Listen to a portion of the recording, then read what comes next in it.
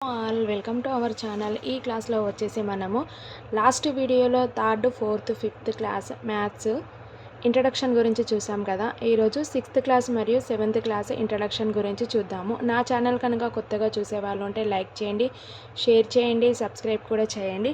అలాగే కాంపిటేటివ్ ఎగ్జామ్కి ప్రిపేర్ అవుతున్న వారందరికీ ఈ వీడియోను షేర్ చేయండి. మనము ఈ క్లాస్లో వచ్చేసి మనము 6th క్లాస్ మరియు 7th క్లాస్ ఇంట్రడక్షన్ గురించి చూద్దాము. ఓకే, ఈ క్లాస్లో వచ్చేసి 1, 2, 3, 4లతో ఏర్పడే 4 అంకెల సంఖ్య ఎంత? 24 సంఖ్యలు ఏర్పడతాయి. అలాగే పదులకు సవరించడం అంటే ఏంటి? 80 - 84 = 80. అలాగే 85 నుంచి 90 ఏంటి? 90. అలాగే వందలకు సమర్థించినవి ఏంటి? 200 నుంచి 249 అంటే 200. 250 నుంచి 300 అంటే 300. 1,00,000 అంటే 100,000. హిందూ అరబ్బు సంఖ్యామానం ఏంటి? 1, 10, 100, 1000, 10,000, లక్ష, 10 లక్షలు, కోట్లు, 10 కోట్లు, 100 కోట్లు. అలాగే అంతర్జాతీయ సంఖ్యామానం వచ్చేసి 1, 10, 100, 1000, 10,000, 10,000 అంటే మిలియన్, 10 మిలియన్, 100 మిలియన్, బిలియన్లు. అలాగే 100 కోట్లను 1 బిలియన్గా సమర్థించారు. 100 కోట్లను 1 బిలియన్గా సమర్థించారు. అలాగే శ్రీనివాస రామానుజన్ గురించి వచ్చేసి ఈయన సంఖ్యా సిద్ధాంతం ఏంటి? సంఖ్యా సిద్ధాంతాన్ని కనుక్కున్నాడు. అలాగే శ్రీనివాస రామానుజన్ ఏ సంవత్సరంలో జన్మించాడు? 1887లో. అలాగే 1920లో చనిపోయారు. ఈయన ఫెల్లో ఆఫ్ రాయల్ సొసైటీ ఇంగ్లాండ్కు ఎంపిక అయిన తొలి భారతీయుడు. రామానుజన్ సంఖ్య ఎంత? 1729 అంటే 12³ 1³ = 10³ + 9³. దీని గురించి 6th క్లాస్ నేను ఒక్కొక్క lesson 1st, 2nd, 3rd, 4th videos అలా చేస్తాను. దాని గురించి అందులో ఫుల్ వీడియో ఉంటుంది, చూడండి.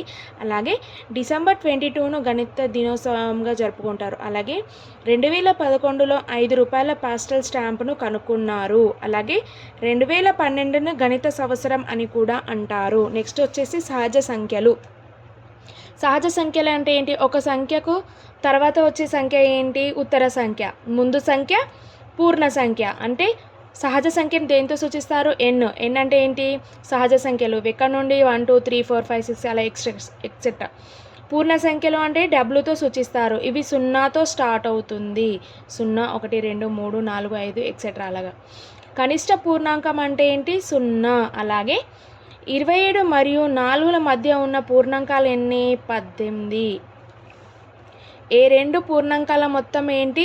పూర్ణాంకం. అలాగే ఏ 2 పూర్ణాంకాల లబ్ధం పూర్ణాంకం అవుతుంది. అలాగే సంవృత ధర్మం వచ్చేసి a+b = ఆ సంఖ్య సమితి, ab = ఆ సంఖ్య సమితి. ఇవన్నీ పూర్ణాంకాలకు సంబంధించింది. నెక్స్ట్ స్థిత్యంతర వినిమయ ధర్మం. ఇవి a+b = b+a అవుతుంది. అలాగే పూర్ణాంకాల సమితి. పూర్ణాంకాలను దేంతో సూచిస్తారు? W. అలాగే దీంట్లో సంకలన గుణకారాలలో స్థిత్యంతర ధర్మంను కలిగి ఉంటుంది. సంకలన గుణకారం ప్లస్ మరియు ఇంటూ ఇవి 2 స్థిత్యంతర ధర్మంను కలిగి ఉంది. అలాగే పూర్ణాంకాల సంకలన గుణకారం ఏంటి? సహచర ధర్మం పాటిస్తాయి. అలాగే పూర్ణాంకాలలో సంకలనం గుణకారం తత్సమ ధర్మంని కూడా పాటిస్తాయి. అలాగే 1 ఏంటి? గుణకార తత్సమాంశం. అలాగే 0 సంకలన తత్సమాంశం. 1 గుణాకార తత్సమాంశం. అలాగే 0 వచ్చేసి సంకలన తత్సమాంశం. అలాగే నెక్స్ట్ వచ్చేసి భాజనీయ సూత్రము. ఇది ఒక సంఖ్యచే మరొక సంఖ్య నిశ్శేషంగా భాగించబడుతుంది లేదా అని పరిశీలించడానికి ఉపయోగించే విధానమే భాజనీయ సూత్రం. నెక్స్ట్ వచ్చేసి 2 యొక్క భాజనీయ సూత్రం ఏంటి? అది ఒక సంఖ్య 1వ స్థానంలోని అంకె 0, 2, 4, 8 అయితే అది 2చే భాగించబడుతుంది. 2చే భాగించబడేవి అనేవి 2 భాజనీయత సూత్రాలు. అలాగే 3 సంఖ్యలతో ఏర్పడేవి 3 అంకెల సంఖ్యలతో భాగించబడేవి 3. అలాగే 3, 4, 5లతో ఏర్పడే 2 అంకెల సంఖ్యలు ఏంటి? 6. అలాగే 3, 4, 5లతో ఏర్పడే 2 అంకెల సంఖ్యలు.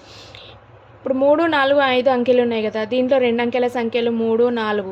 ఇవి 2చే భాగించబడుతుంది. అలాగే 4 3 2చే భాగించబడుతుంది. అలా ఎన్ని సంఖ్యలు ఏర్పడుతుంది? 6. అలాగే కారణాంకం ఒక సంఖ్యను నిశ్శేషంగా భాగించే మరో సంఖ్యను ఆ సంఖ్య యొక్క కారణాంకం అంటారు. అలాగే ప్రతి సంఖ్య 1 కారణాంకం, ఇది ఆ సంఖ్య యొక్క అన్నింటిలో చిన్నది.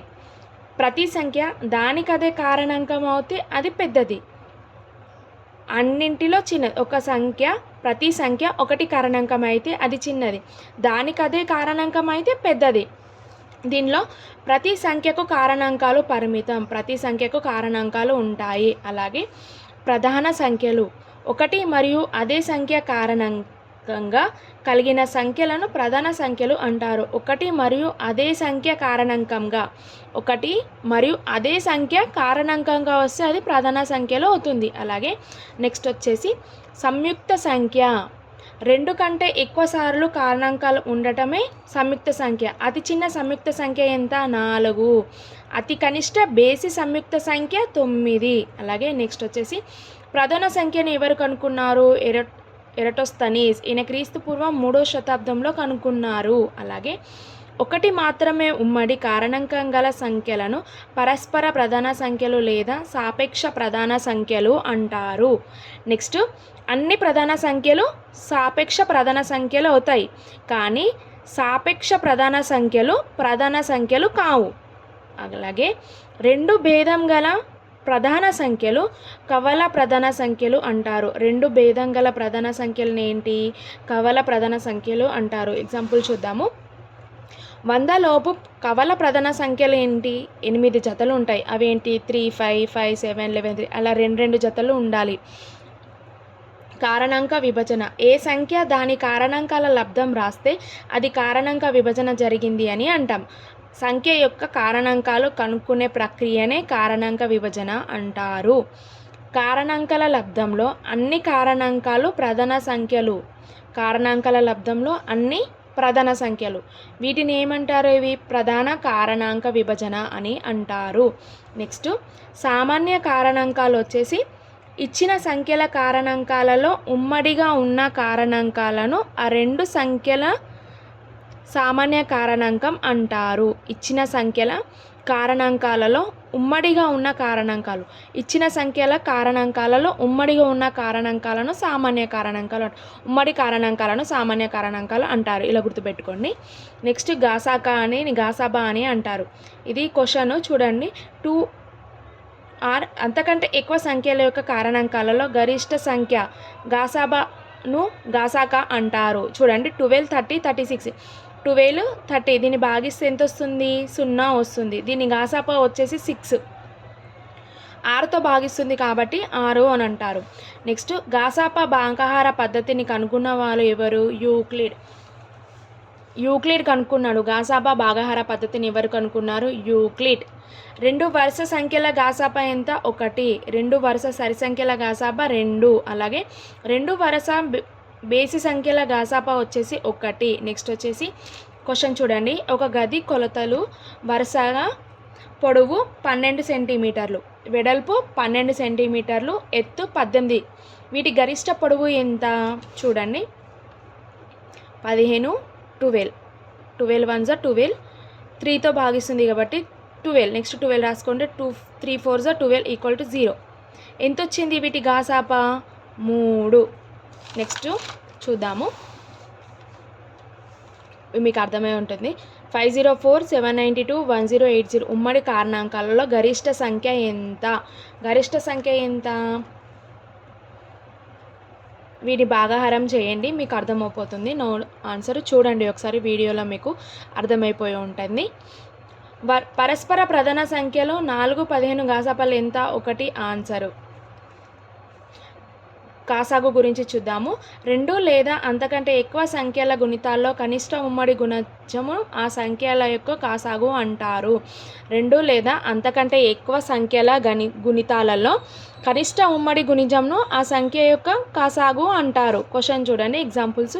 30 60ల కాసాగు ఎంత? ఇవి టేబుల్స్ వచ్చిన వాళ్ళకి ఈజీ అండి. 36 60. 36 మరియు 60 ఏ అంకె లలో పోతుంది, 6 6 దా 36, 6 10 దా, అలాగే రెండో ఎక్కంలో కూడా పోతుంది, 2 3 6, 2 5 10.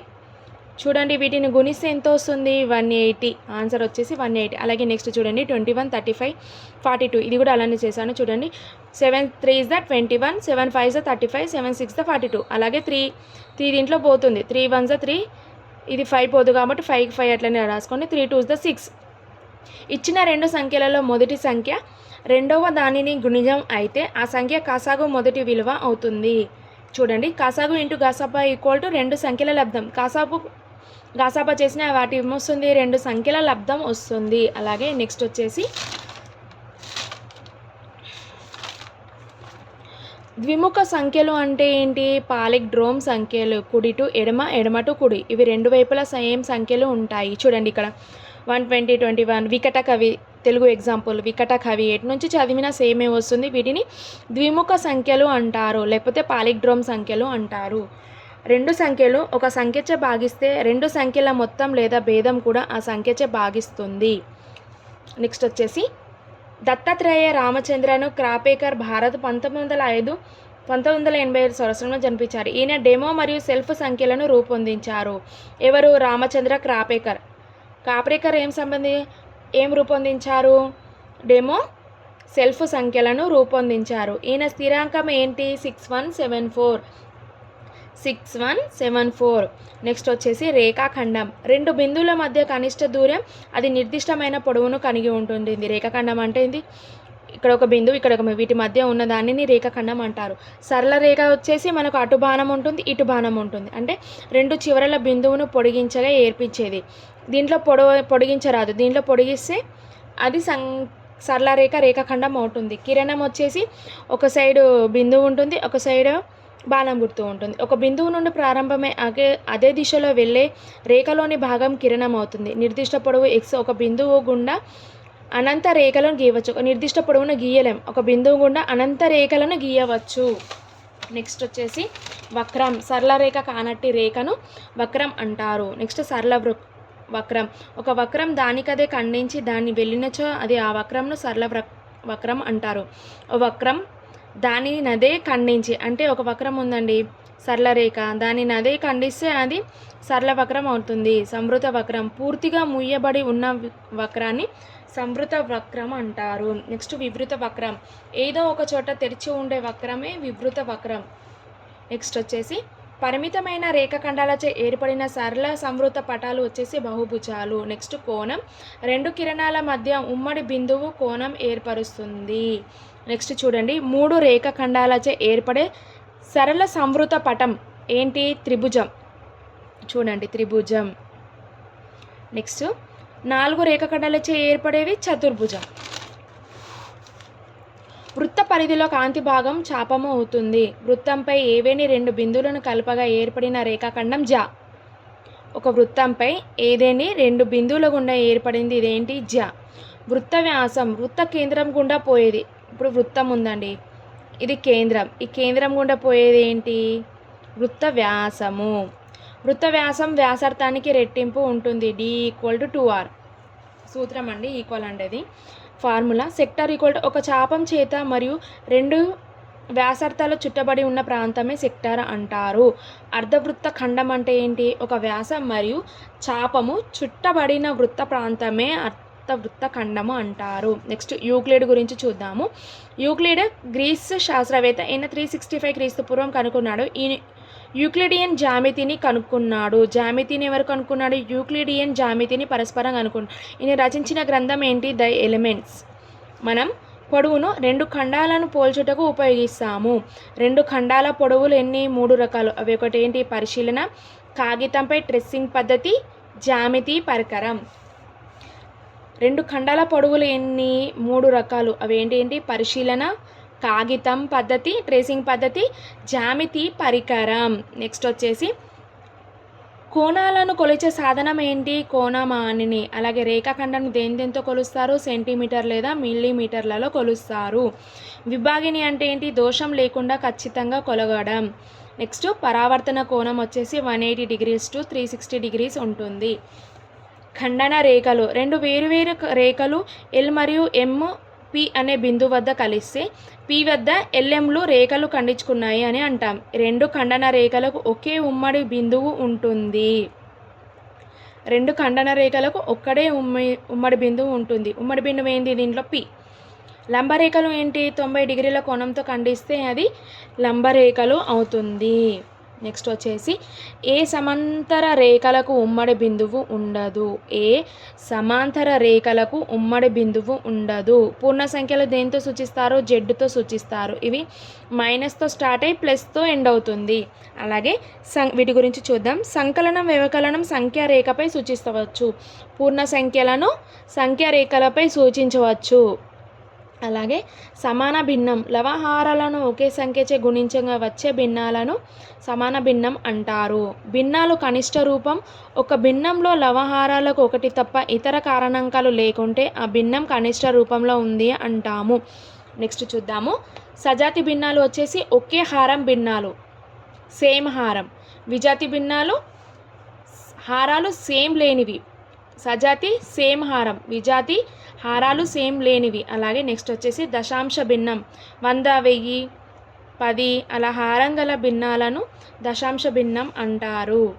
దశాంశ బిందువు వచ్చేసి ఒక దశాంశ సంఖ్యలో పూర్ణాంక భిన్నాన్ని మరియు దశాంశ భిన్నాన్ని వేరు చేసే బిందువు, అంటే గ్రేటర్ దెన్, లెస్ దెన్ అలా గుర్తులు ఉండేదానివి వేరు చేసే దానిని దశాంశ బిందువు అంటారు. భిన్నం అంటే మొత్తంలో కొంత భాగం.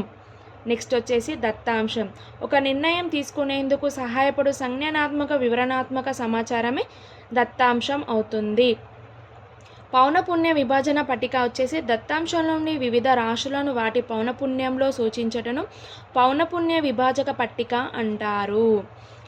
PC Mahalanobis, India. ఈయన 1893 సంవత్సరంలో జన్మించి 1972లో చనిపోయారు. ఈయన భారత సాంఖ్యక శాస్త్ర పితామహుడు ఎవరు? మహాలన్బీస్. ఇది ఎగ్జామ్లో వచ్చిందండి, టీఆర్టీ ఎస్జిటి ఎగ్జామ్లో. ఒకసారి జాగ్రత్తగా చూడండి.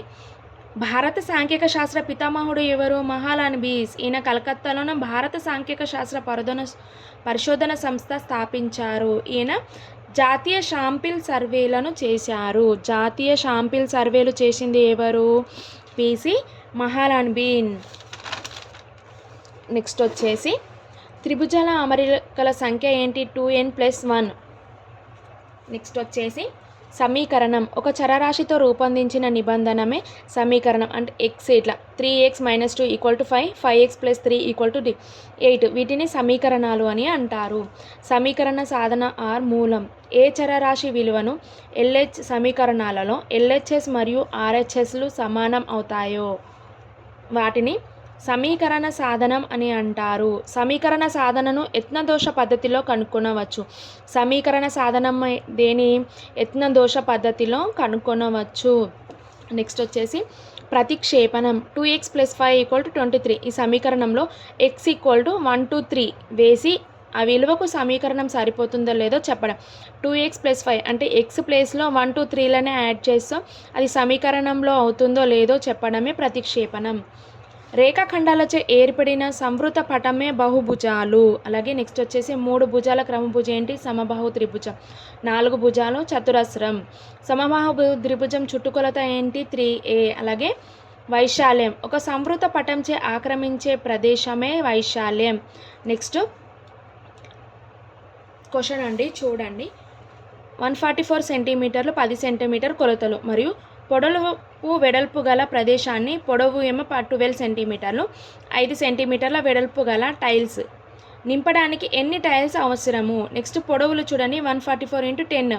కిందనేమో పొడవు వెడల్పు 12 × 5 వీటి కొట్టేస్తే 12 1s 12, 12 1s 12, 12 12s 144, 5 1s 5 2s 12 × 2 = 24. అలాగే క్రమ బహుభుజిలో యొక్క చుట్టుకొలత దాని భుజాల సంఖ్య ఆ భుజం యొక్క పొడవు లబ్ధానికి సమానం. నెక్స్ట్ వచ్చేసి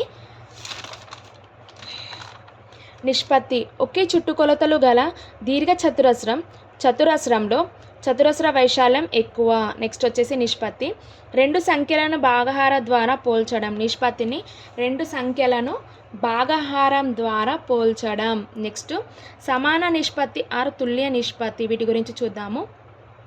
30:20 మరియు 24:16 అనే నిష్పత్తులను కనిష్ట పదాలలో తెలిపిన 3:2 అవుతుంది. అంటే వీటిని కొట్టేయాలండి. 30:20, 0 పోతే 3:2 ఇలా. వీటిని కనిష్ట పదాల్లో తెలిపినమే సమాన నిష్పత్తి లేదా తుల్య నిష్పత్తి అంటారు. నెక్స్ట్ క్వశ్చన్ చూడండి. ఒక ఉద్యోగి రాబడి పొదుపుల నిష్పత్తి 11:2. ఉద్యోగి ఖర్చు 5,436 రాబడి పొదువు. ఖర్చు ఎంత? 11 -2 దీన్ని చేస్తే 9 వస్తుంది. అయితే 9 వీటిని ఎంత రాబడి పొదుపు పొందారు? 5,346. అయితే ఇద్దరు ఎంత పొదుపు చేశారు అనేది క్వశ్చన్. ఇప్పుడు ఇలా చూడండి, 2/9 లవహారాలు చేసి వీటిని డివైడెడ్ బై చేసి 1188 వచ్చింది. అలా సాధారణంగా 2 పదాలు ఏబీల నిష్పత్తి మరియు సిడీల నిష్పత్తి సమానమైతే ఏబిసిడీలు అనుపాతంలో ఉన్నాయి. అనుపాతం వాల్యూ ఏంటి? A:B = C:D. A:B = C:D. ఏబీలు సమానమైతే సిడీలు కూడా సమానమే అవుతుంది. అలాగే ఏక వస్తు మార్గం వచ్చేసి ఒక యూనిట్ విలువ కనుక్కొని కావలసిన యూనిట్స్లను విలువను కనుక్కునే పద్ధతినే ఏకవస్తు మార్గం అంటారు. నెక్స్ట్ సౌష్ఠవ రేఖలు. ఇవి ఎగ్జాంపుల్ వస్తాయండి ప్రతిదీ. దీంట్లో ఎన్ని సౌష్ఠవ భుజాలు ఉన్నాయి, రాంబస్కి ఎన్ని ఉన్నాయి, విషమబాహుకి ఎన్ని ఉన్నాయి, సమద్విబాహు త్రిభుజంకి ఎన్ని ఉన్నాయి, అలా సౌష్ఠవ రేఖలు ఎన్ని ఉన్నాయి అనేది చూద్దాము. సమద్విబాహు త్రిభుజంకి ఏమో 1 సౌష్ఠవ రేఖం ఉంటుంది, విషమబాహు త్రిభుజంకు ఉండవు. అలాగే రాంబస్కు 2 ఉంటాయి, వృత్తంకి అనంతం ఉంటుంది, సెక్టార్కి వచ్చేసి 1 ఉంటుంది, దీర్ఘచతురస్రంకి 2, చతురస్రంకి 4. నెక్స్ట్ 2D జ్యామిత్యాలు అంటే ఏమిటి? ద్విమిజాతీయాలు. వీటి చతురస్రం, దీర్ఘచతురస్రం, త్రిభుజం అంటే పొడవు వెడల్పు. అలాగే 3D ద్విజామిత్యాలు అంటే ఏంటి? పొడవు వెడల్పు ఎత్తు. వీటిని ఘనాకార వస్తువులు అని అంటారు. నెక్స్ట్ వచ్చేసి దీర్ఘకణం చూడండి. దీర్ఘకణంకి ఎన్ని తలాలు? 6, అంచులు 12, శీర్షాలు 8. స్తూపంకి వక్రతలం 1, సమతలం 2, గోళంకి అనంతం చెప్పాను కదా. త్రిభుజానికి వచ్చేసి పట్టక త్రిభుజంకి వచ్చేసి తలాలు 5, అంచులు 9, శీర్షాలు 6. చతురస్ర పిరమిడ్ తలాలు 5, అంచులు 8, శీర్షాలు 5. అలాగే సమఘనంకు చూడండి, తలాలు వచ్చేసి 6, అంచులు 12, శీర్షాలు 8. అలాగే శంకువు కోణాకారంలో ఉన్నటివానికి సమతలం 1 ఉంటుంది, వక్రతలం 1, శీర్షం 1. దీంట్లో చూడండి, OC వచ్చేసి శంఖం ఎత్తు, OA అనేది వ్యాసార్థం. Next pyramid. ఒకే భూమి కలిగిన మిగిలిన భుజాలు త్రిభుజాకారంలో ఉంటాయి. త్రిభుజాకార పిరమిడ్ ఏమంటారు? చతుర్భుజం. తలాలు 4, అంచులు 6, శీర్షాలు 4. ఓకేనండి. నెక్స్ట్ బహుభుజులు. రేఖాఖండాలచే ఏర్పడే సరళ సంవృత పటాలను బహుభుజికి కనీసం 3 భుజాలు ఉండాలి. బహుభుజికి కనీసం 3 భుజాలు ఉండాలి. రేఖాఖండాలచే ఏర్పడిన సరళ సంవృత పటమే బహుభుజి. వీటి బహుభుజికి కనీసం 3 భుజాలు ఉంటాయి. అవేంటి? ఒక క్రమ పంచభుజి, షడ్భుజి, సప్తభుజి, అష్టభుజులలో భుజం కోణాలు సమానమైన వాటిని వరుసగా క్రమ పంచభుజి, క్రమ షడ్భుజి, క్రమ సప్తభుజి, క్రమ అష్టభుజి అని అంటారు. నెక్స్ట్ 7th క్లాస్ ఇంట్రడక్షన్ చూద్దాము. అలాగే ఒక రేఖతో 2 సర్వసమాన భాగాలుగా ఒకదానికి ఒకటి ఏకీభవించే విధంగా విభజించడమే సౌష్ఠవం. ఒక పటంను 2 సర్వసమాన భాగాలుగా విభజించినట్లు మధ్యగా గీయగల రేఖనే ఆ పటాల యొక్క సౌష్ఠవ రేఖ ఆర్ సౌష్ఠవాక్షం అంటారు. నెక్స్ట్ అన్ని వైపులా రేఖాఖండాలలో పూరించబడిన సంవృత పటమే బహుభుజి. ఇందాకే చెప్పాను కదండి, బహుభుజి రేఖాఖండాల చేశారు సంవృత పటం ఏర్పడుతుంది, అదే బహుభుజి అని. ఒక బహుభుజి యొక్క కనీస భుజాల సంఖ్య 3. ఇందాక చెప్పాను కదా, బహుభుజికి కనీసం ఎన్ని భుజాలు ఉండాలి? 3 భుజాలు ఉండాలి. ఒక క్రమ బహుభుజి యొక్క సౌష్ఠవాక్షముల సంఖ్య దాని భుజాల సంఖ్యకు సమానం. ఒక క్రమ బహుభుజి యొక్క సౌష్ఠవాక్షముల సంఖ్య ఎన్ని? 3. సౌష్ఠాక్షముల సంఖ్య, ఆ సంఖ్య దాని భుజాల సంఖ్యకు సమానం అవుతుంది. ఓకే అండి, ఈ వీడియో నచ్చితే ఇవన్నీ 6th 7th ఇంట్రడక్షన్ అండి. నెక్స్ట్ క్లాస్లో మనము 6th క్లాస్లోని లెసన్ వైజ్గా టాపిక్స్ వస్తాయి, వీడియోస్ అప్డేట్ అవుతాయండి. ఈ వీడియో కనుక మీరు నచ్చితే లైక్ చేయండి, షేర్ చేయండి, సబ్స్క్రైబ్ కూడా చేయండి.